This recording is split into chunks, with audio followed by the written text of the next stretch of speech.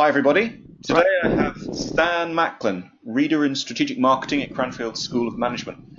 Now, Stan, I would say, is one of the leading experts in customer experience from Cranfield, who do some stellar work in researching this area. And I've come to know Stan through their training program in customer experience and listening and reading some of his very interesting work in this area. So, Stan, thanks very much for your time this morning. Um, I'd just like to just understand just a little bit. First of all, let's kick off with a general question about where you see customer experience today in the market, because there's a lot of talk about it. I don't know whether there's so many people actually doing it, to be honest with you, or doing it well, perhaps I should say. But what's your take on the market today, Stan? Well, I think you're right. I think doing it well is probably the managerial challenge. Like all these fads, people get all very excited for good reasons. There's a lot to it, but translating that into a pragmatic program for change is the difficulty. And there's a slight, I think, disconnect between the academic community and the practitioner community. The academic community is very interested in defining the concept and what is unique and new about customer experience over and above the better researched concepts of, for example, customer satisfaction, perhaps even net promoter score. So there are a number of quality as well, and service quality. So we have a number of concepts up there that have a fair amount of research, and we try to create some sort of causal chain between the antecedents of those constructs, what they do in terms of customers, and what that means in terms of the performance of the firm. And so I guess that customer experience is yet a new term to throw into it. Customer engagement is yet another term. And, people are trying to understand the definitions of each, the role of each, the unique contribution of each. And, of course, it's rather difficult. Yes. I think on an intuitive level, if you ask companies, and use the words like experience, so people say, yeah, of course, we want our customers to have a great experience. Of course, experience matters. And I think we understand it intuitively. But, of course, that makes it hard to translate into a program of action. Yes. And I use the term a lot of, the theory of everything. If you look at the academic writing on customer experience, well, there's nothing which is excluded. Mm-hmm. Absolutely nothing. It's from the first time you're made aware of the offer by any means whatsoever, through Yes. your experience, learning about it, engaging with the firm, acquiring, whether it's goods or services, implementing, using, post-purchase, talking with friends, talking about Yes. it at parties, seeing the advertising. It relates to your emotional, sensorial, hedonic, functional. There's nothing which you can exclude from there. So, and that's right. Conceptually, I understand and agree with it. I see how it's built over time. And conceptually, I have no argument with that whatsoever. We need to move to a more comprehensive view of what it is that customers engage with. The trouble I have is okay, great. Now we've defined this big, broad concept. What do managers do? Yes. And there you have the traditional nostrums of change management. Well, the chief executive must be committed, and this is a cultural shift, and so forth and so forth. Yes. But again, that makes it very difficult if you're trying to manage a business and somebody says, well, we want to improve our customer experience. Kind of, where do you start? Yes. How do you scope it? Mm-hmm. And realistically, very few firms have the capabilities and the footprint, maybe not the best word, but the footprint, I'll use it anyhow, to control all aspects of the experience, the peer-to-peer interaction, et cetera. So you've got to, I think, be able to scope a managerial construct which is amenable to being implemented, to change, that is sensitive to, who output is sensitive to what you do, so you can assess whether the investment you're making in time and money is worthwhile. Yes. And I think that's where the challenge is. I don't think there's a single firm in the world who's saying, nah, experience, we don't care about that. Well, of course they do. Yeah. And most firms whom I deal with have people in charge of it now. And in fact, you see, the corporate landscape littered with wonderful new titles about experience related. And in fact, some of our most famous companies apparently have rebranded the marketing department into the director of customer experience, and where not only are the traditional communications aspects of marketing housed in there, but some of the operational aspects of marketing now, the people, the frontline interaction with customers are now under that purview, which is all, I think, a progressive move. So companies are embracing it, absolutely. And I think most companies are actually reasonably satisfied with what they're getting. But I mean, it's very, very challenging to managers to define exactly what they mean by experience. How is it different from whatever else they've been doing before, and how much of that total, holistic, etc., piece that they can actually work with and do something about. Mm-hmm. So it's different from service. It's more, use the term holistic, but oh, I hate the term holistic. Yeah. Is there a better term? I mean, and that's kind of, and I pick you up not to be pedantic about it. It's that I see that bandied about so much, and then I always ask the question of, well, how do you manage holistic? Yeah. And I think, as commentators in the field, I urge us to be, if we can, a bit more precise. Yes. And I try to ban the word holistic from my teaching, but I don't always succeed. So what have you seen as good practice, if not best practice, at the moment, that really you say this, perhaps not is the answer, but it is proof points or demonstration points that companies should look to, either in your academic research or in business practitioner activity, that works for you, Stan? Yeah, God, there is anecdotal evidence around. I've written a case. In fact, I'm working on an update of the Royal Bank of Scotland, which has implemented a rather systematic approach to understanding customer experience. And what I like about that they're doing is that they've got they're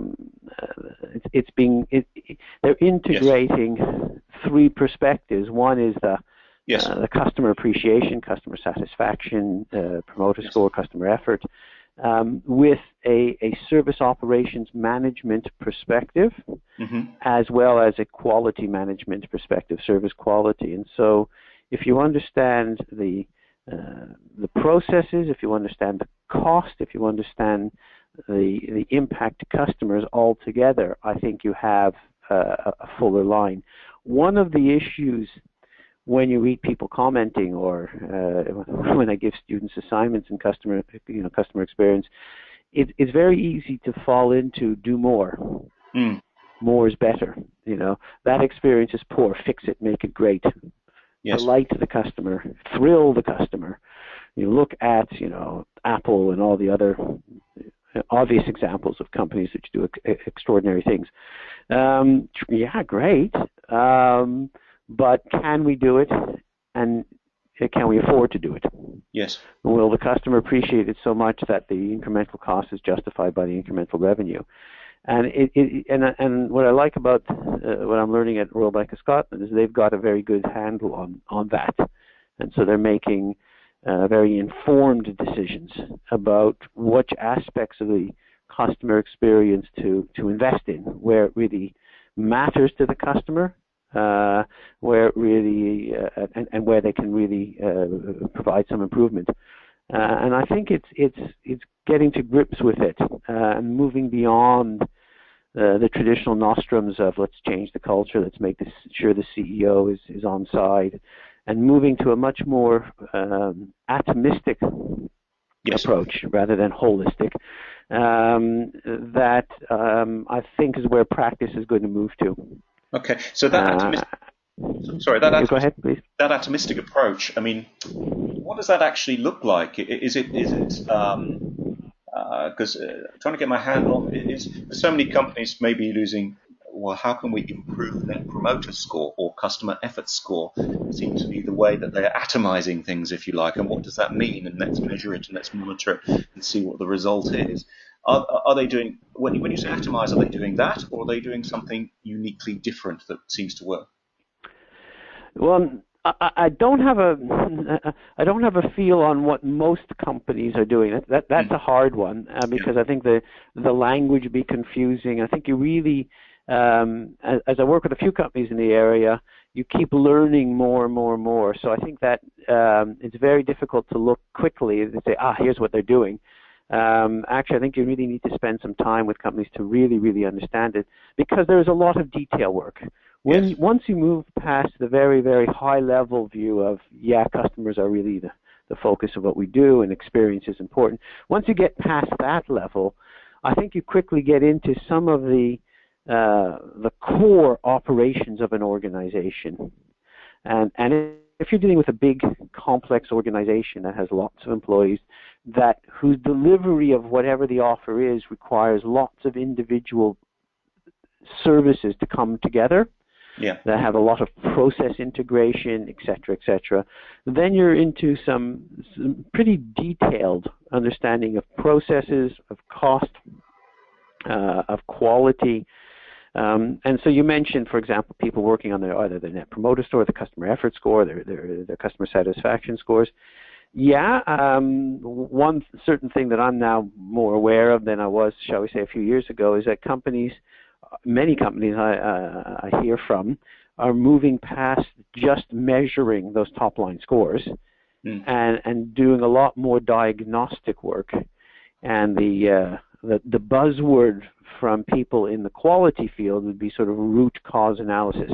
And I know there are commercial providers and companies are building, some of them are building their own in-house capability of deconstructing that headline score and understanding what are the key constituents, the key dimensions of it, and the attributes that load onto that dimension. So they're creating models that break down these headline scores so that they can focus on the things that they can that most influence it.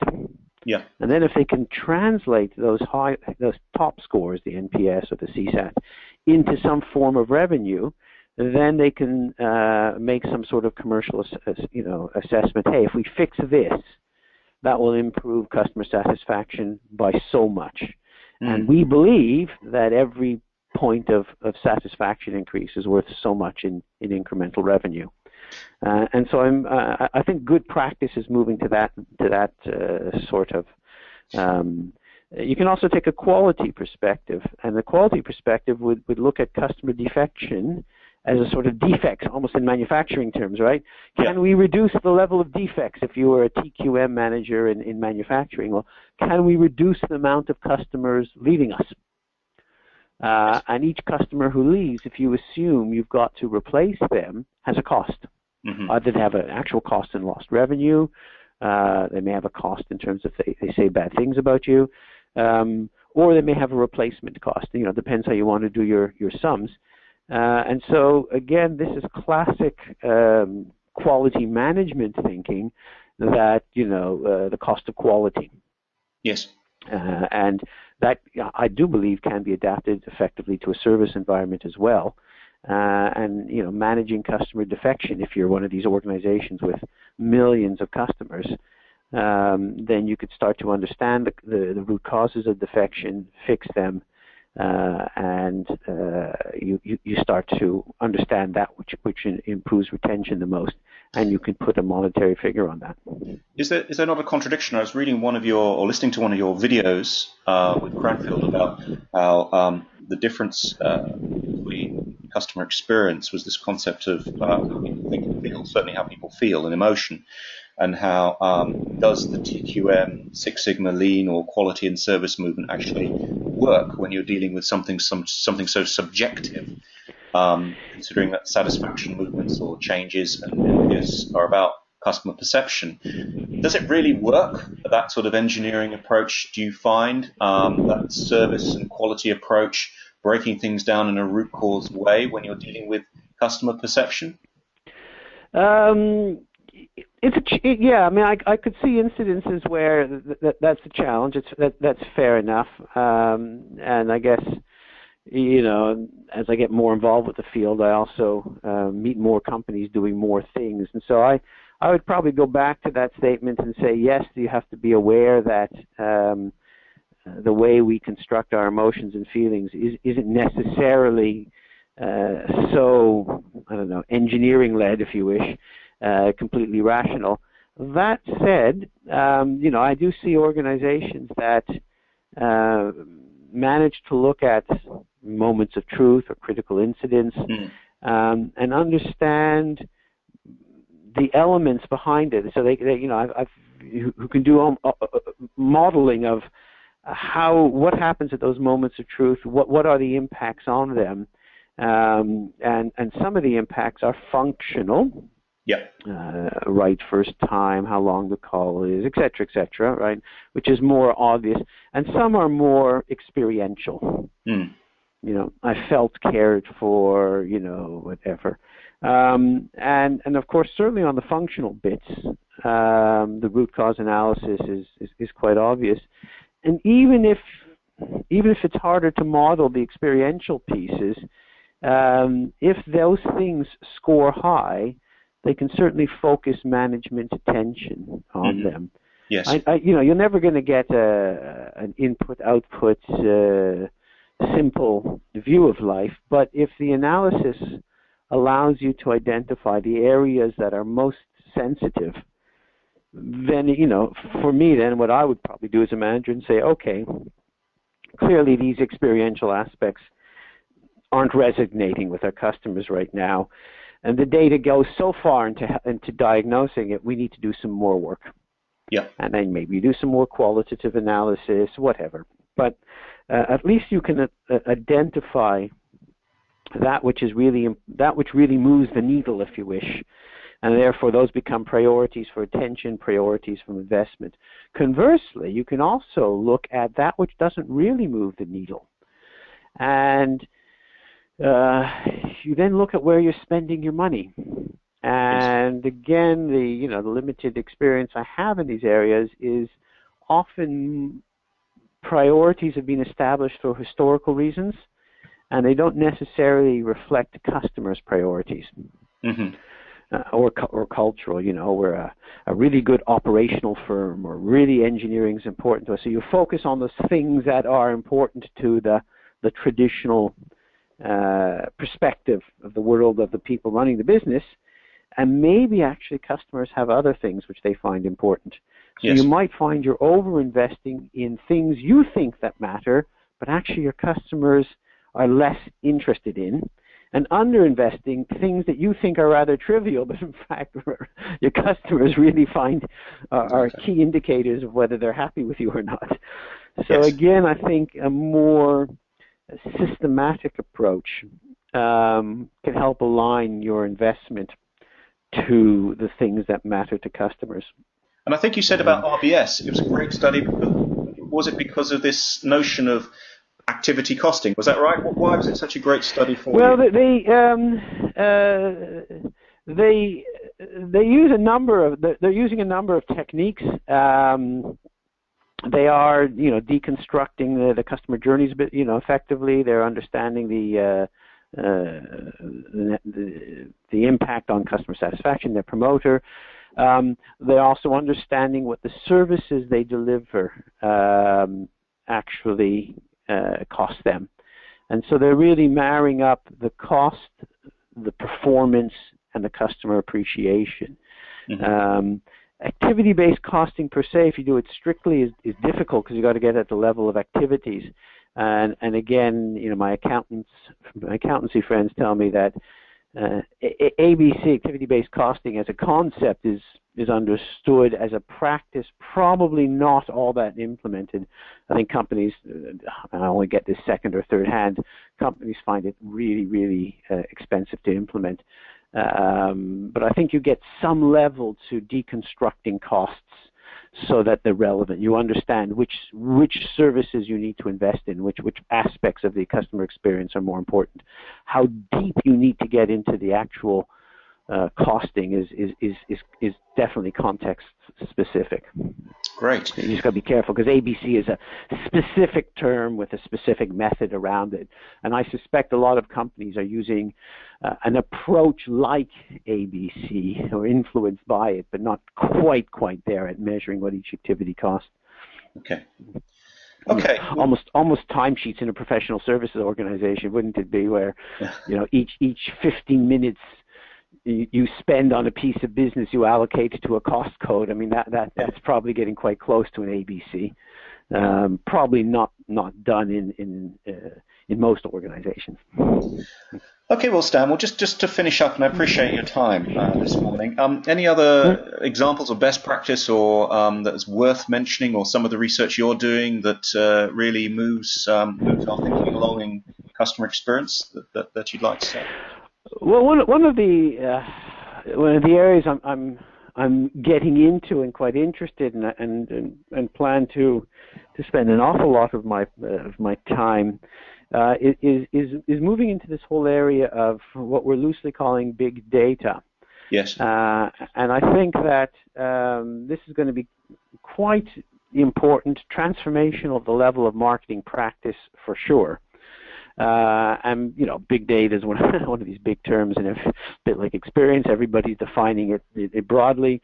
But to move beyond the purely information systems definition, but the incommensurate, volatile data, all the rest of it, and just think about a world, from a managerial perspective, where we have vastly enhanced information. Yes. And moreover, the ability to manipulate that information and do something with it, both for analytics, but also for the sort of artificial intelligence, the marketing automation, the real-time predictive. So we're moving into a much more sophisticated data environment. And so we will have greater insight about customers, including experiential aspects of it. Much of the decision-making at a granular level, what we offer and what service we offer at particular times and what we price things, might be automated in a very short period of time as well. And so a lot of the customer experience management work might be about designing business rules engines and scenarios, etc., as opposed to detailed policy decisions. And I think that the practice of experience management, even though it's evolving right now, will be sort of evolving whilst under attack, because I think that in a more data-rich environment, yes, marketing practices will change profoundly. And I think we've got to work that out a bit. Yes. And again, that's where I'm going to try to do a lot of my effort, a lot of research over the next few years, trying to understand. I don't think we're going to take an establishment of marketing people or managers and make them all data scientists. I don't think that's a realistic way forward. And so we're going to have to evolve our functional groups to take advantage, to extract the maximum benefit from very, very large investments that we're making in this whole area of analytics and data. And that'll be a great challenge. It'll offer tremendous opportunities. But it's of course it's difficult. Fantastic. And I don't think it'll happen through top-down led change. I think you're building new capabilities in an organization. That won't happen by dictate. Mm-hmm. That will happen, I think, more at the level of organic, more middle management out.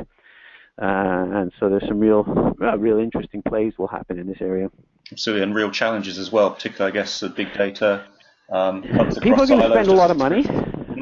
Yeah. And initially they're going to then say, okay, we spent the money, what are we getting for it? And then they're going to sort of reflect on that a bit better, and then I think they'll come back and have more sophisticated practice. But yeah, you're basically asking organizations to change their practices in a very rapidly evolving context. Okay. And so that's a real challenge for people.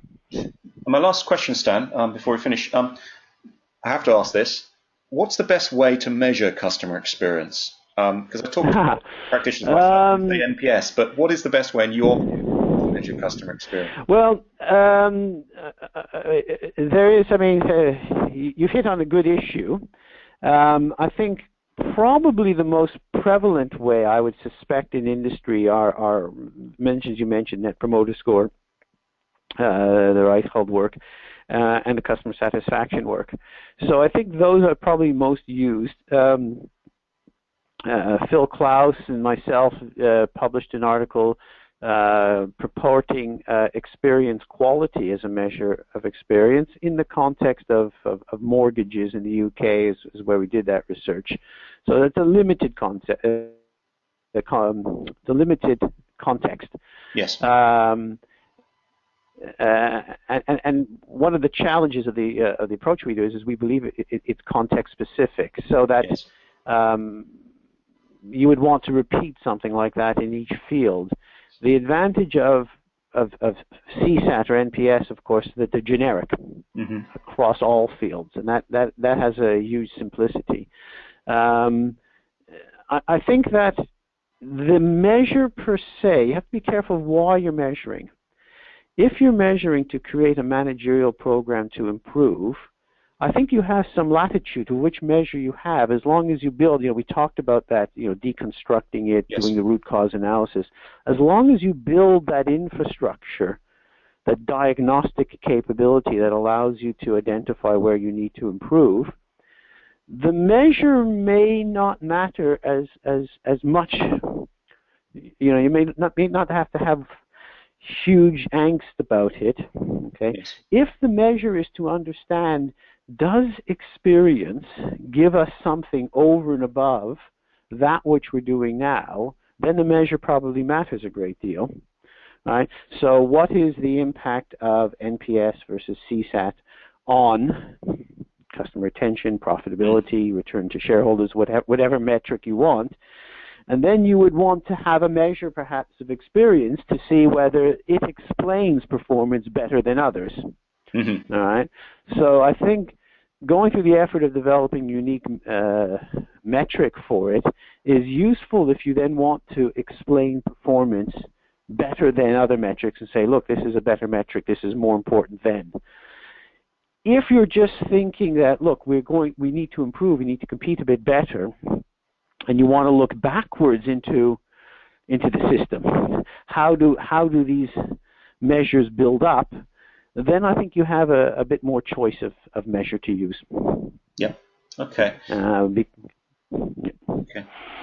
And the other thing that I see is the ROI of customer experience. I see a lot of these sort of articles flying around. Have you seen the ROI of customer experience? Or is that far too general a question? No, well, I do a fair bit of writing on the return on investment piece. I've had a long-standing interest in this.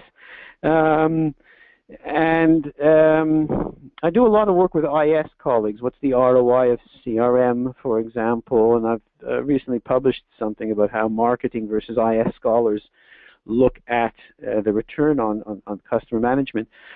I have a very controversial view. I don't think, and rather contrary to what everybody's saying, is you have to speak the language of the board, et cetera, I don't think we're going to get very far looking at ROI calculations of these investments. Depends how you categorize it. Let me focus on the research I've done, which is around customer relationship management, where this is a more established marketing initiative. The actual ROI on enabling technologies could be zero, perhaps. That's what a lot of my IS colleagues tell me. What is the ROI of a telephone? Zero, I think. But a telephone, of course, enables you to X, Y, Z. So I think what you'll find is if you invest in big data, in CRM, in customer experience, you are almost investing in real options. You are building a set of capabilities in the organization. You're building data and you're building insight that allows you to engage in strategies you cannot engage with now. Yes. It is those strategies which have return or not. Mm-hmm. And so if you invest in a new management initiative, typically I think is that you have N years of learning. Does anybody care? Does it affect performance? Can we do it? Who can do it? How do we organize around it? And you go through a bit of pain for a couple of years, and you get to that point. And if you come to that point and say, you know what, there's nothing really here. Well, all you've invested is a little bit of money in preparation, a bit like a real option. You don't exercise the option. Mm-hmm. If, however, you get to that inflection point and say, you know what, we've had some good short-term quick wins, operational improvements, whatever, through our experience program, and in fact, we now see a way to compete on the basis of experience, you now, and we're capable because we have the data, we have the people, we have the processes, we're organized to do it, you've bought the right to scale up and invest heavily in it. Yes. So my view of ROI is it's not so flat. It's not input-output. I've put down, 10 million in experience management. Here's the ROI of it. I look at it as buying a real option to affect strategies at this point you do not know you have. Yes. And so I like the analogy of real options in terms of an investment analysis as opposed to what I call flat ROI. Yes. I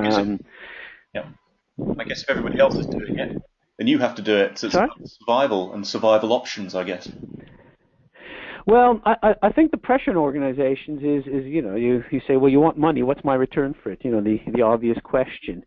And organizations struggle with this concept of that sort of investment analysis. Although if you speak to sophisticated finance directors and you speak that language, they get it immediately. They absolutely understand the optionality. Venture capitalists, I believe, work that way. We've all seen the TV programs with whatever it is, the lions' dens or whatever, the dragons' dens, and all that.